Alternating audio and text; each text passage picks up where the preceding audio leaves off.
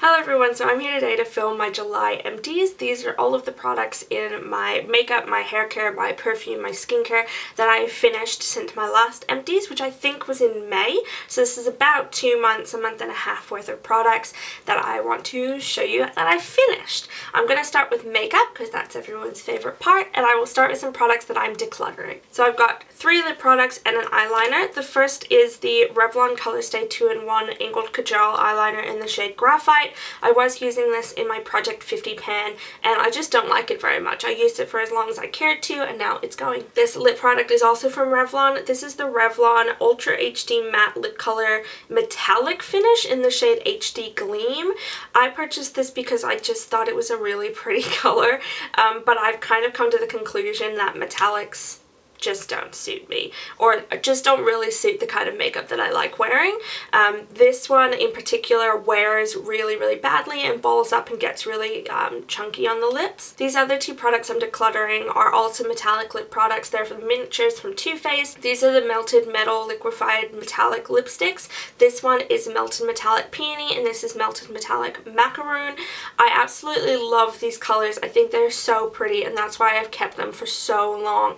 But every time I wear them, I'm a little bit disappointed. They take a lot of effort to make look good over an extended period of time, and while I absolutely love the colors and I really don't want to get rid of them, I know that I probably will never use these. So these are all of my metallic lip products, and I just would rather wear something that's a little easier, less maintenance, and looks better. So sadly, this is the end of a bit of an era for me, and they're going in the bin. Next, I have a little sample. This was the Nars Natural Radiant Longwear Foundation, and these are 3 different light shades. So I used up Oslo, which is light number 1, and I just don't really like how this looks on my skin. It is really high coverage, which is more than I'm ever really used to, and while I was considering purchasing it, I decided I just don't really like it that much, so I used up 1 and I'm just going to throw it away. We've got one little Real Techniques Miracle Complexion Sponge. I have another one that I'm using at the moment.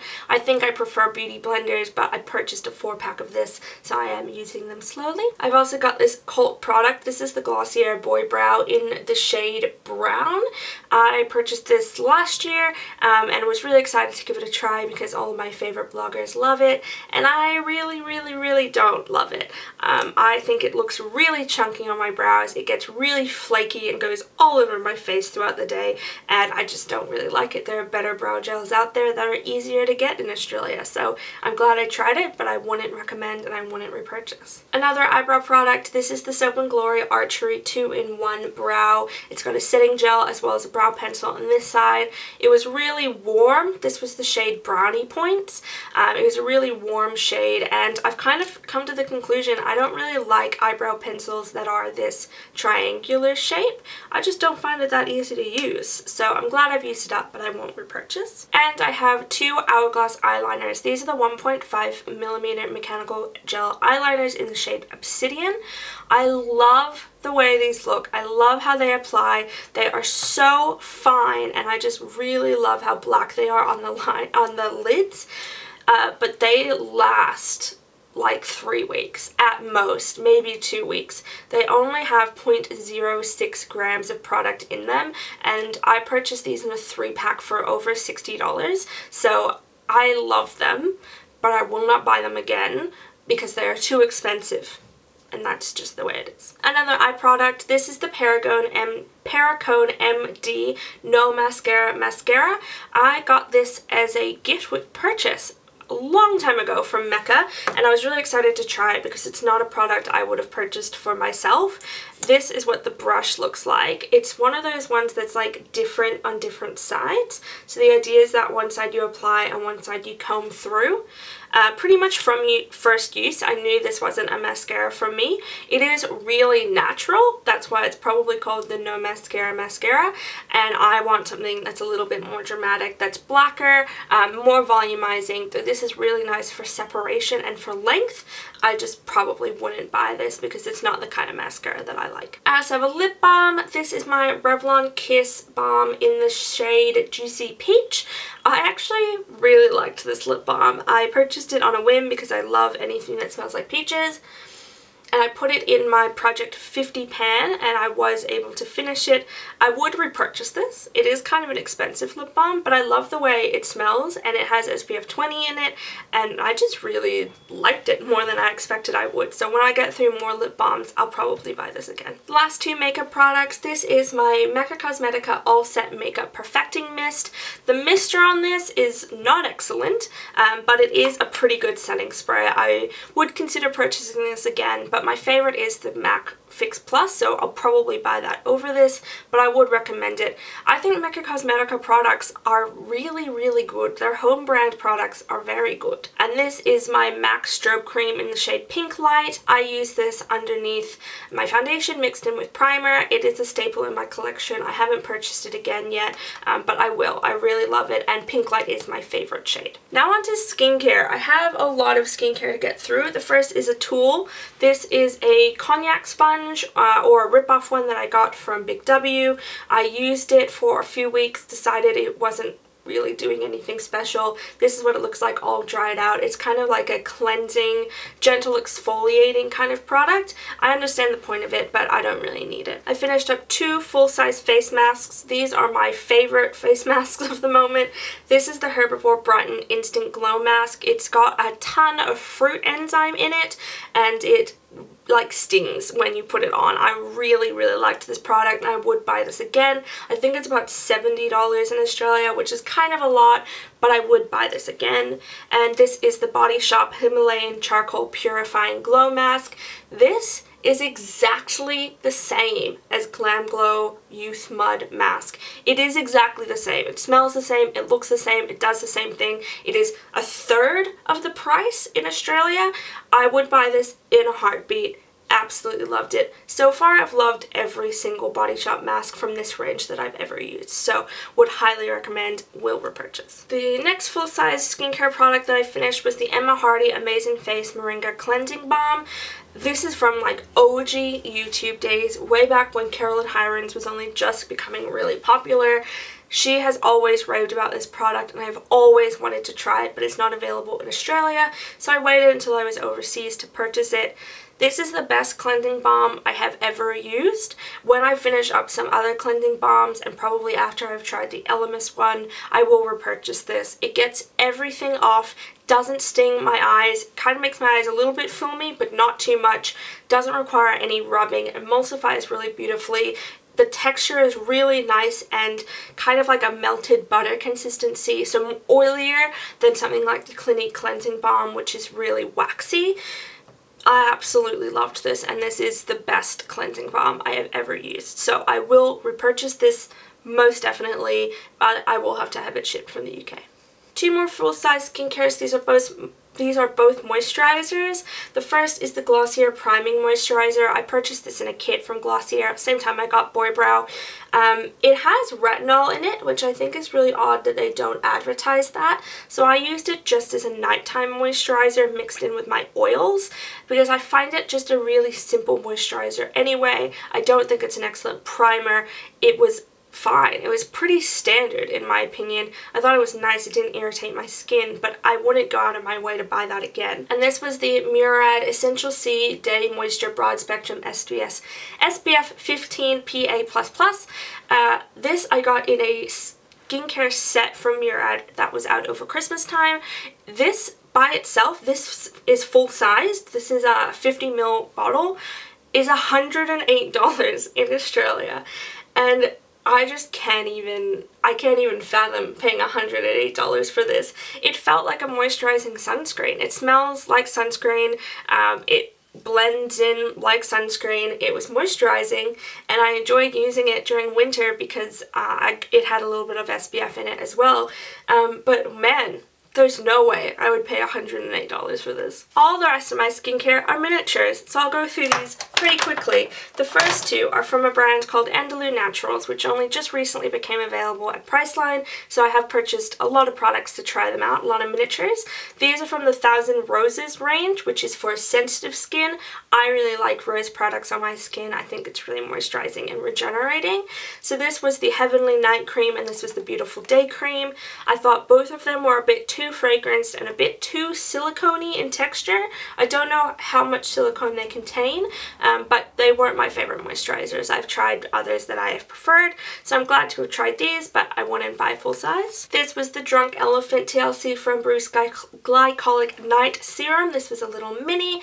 I don't think glycolic acid does anything to my skin. I wouldn't purchase anything with glycolic acid in it full sized, especially not something at this price range. This was the Korres Black Pine 3D Sculpting Firming and Lifting Night Cream. I kind of like Korres products. I might purchase them full size. The problem is that I don't need a firming and lifting night cream. So I used it up. I liked it. I thought it was pretty moisturizing, but I wouldn't buy again. This is a little tiny Chantecaille Flower Harmonizing Cream. Totally fine. Very simple moisturizer. Not a huge fan, wouldn't buy it for Chantecaille prices. Kate Somerville, this is the Exfoliate Intensive Exfoliator. I think this is the second or third time I've used a sample of this. This is a really good exfoliator. It has a little bit of manual exfoliation, but mostly chemical. I would recommend it for people who are looking for some really intense kind of resurfacing of their skin. My skin gets plenty of acid treatment over a period of a week, so I don't necessarily need this. It is a good product. I would recommend it. I just don't think I'll ever buy it. This is the Ole Henriksen Truth Serum. This is the vitamin C serum that everyone loves from him. I really liked it as well. I'm a little bit concerned about the fact that the bottle is transparent or translucent because vitamin C degrades really quickly. It is a really nice vitamin C though, and I would consider repurchasing it. I haven't tried the Drunk Elephant vitamin C, which is Stephanie Nicole's favorite vitamin C, so I might purchase that one before I purchase this, but I did enjoy the sample. And the last two products are from Laneige. This is the Waterbank Essence. This is just a kind of a cross between a serum and a toner. I liked it. I don't think it did anything remarkable, and I don't think it is enough hydration to purchase. And this was the Laneige Cleansing Moisturizing Foam Cleanser for normal to dry skin. It is a incredibly foaming cleanser. It was really, really thick and spread really far. I was kind of amazed by it. I don't buy foaming cleansers, so I wouldn't buy this one, but it was pretty intense. I'll quickly touch on the only hair care product I finished. This is the Living Proof Curl Defining Styling Cream. The Living Proof Curl range is my favorite curl range that you can just purchase anywhere, but Mecca brings it and then discontinues it and then brings it back and then discontinues it, and I'm sick and tired of playing this game with them, so I would just order this from Space & K. I really, really like this product and I would buy it again. I just have a lot of styling gels to get through at the moment. I also finished up two perfume products. This is the Santa Maria della Scala Tuscan Vanilla Eau de Toilette. I purchased this in the gift shop at the Duomo in Siena. I don't think you can buy it anywhere outside of Florence. It was fine, not my favorite. I used the final bits of it as a room spray. This was in my Disney project pan as well as the Soap & Glory brow pencil, so I will link that if you want to keep up with my updates, but that was fine, wouldn't buy it again. And then this was a little sample that I purchased from Lucky Scent. This was Atelier Cologne Rose Anonyme, which is kind of a semi-boozy rose cologne. It was okay. I just have better roses and have smelt better roses, so I wouldn't purchase it, but I was glad to try it. And my final category is sheet masks. So I have gone back onto the sheet mask bandwagon, and these are the products that I have finished over the last 2-ish months. The first is 16 brand Sage Tea Mask Pack. These are really nice. They're $2 from Mecca, and I would buy them again. I don't think there's any difference between any of the scents available, and I really like them for $2 easy. This is the Lululoon Homeo Age Weekly Face Mask. This has algae in it, I think, or seaweed to help with moisture. It's entirely printed in Japanese, but I really like them, and I think they're really good, especially because they're very tiny, which makes them good for traveling. This was from Nature Republic. This is the Hyaluronic Acid Aqua Collagen Solution. This was a 2-part hydrogel mask. I purchased it because it was $8 and it looked really fancy. I wouldn't buy it again because I don't like hydrogel masks. In the same vein, Neutrogena Hydro Boost 100% Hydrogel Mask. These ones are really easy to find. They're pretty expensive, so buy them on sale if you want them.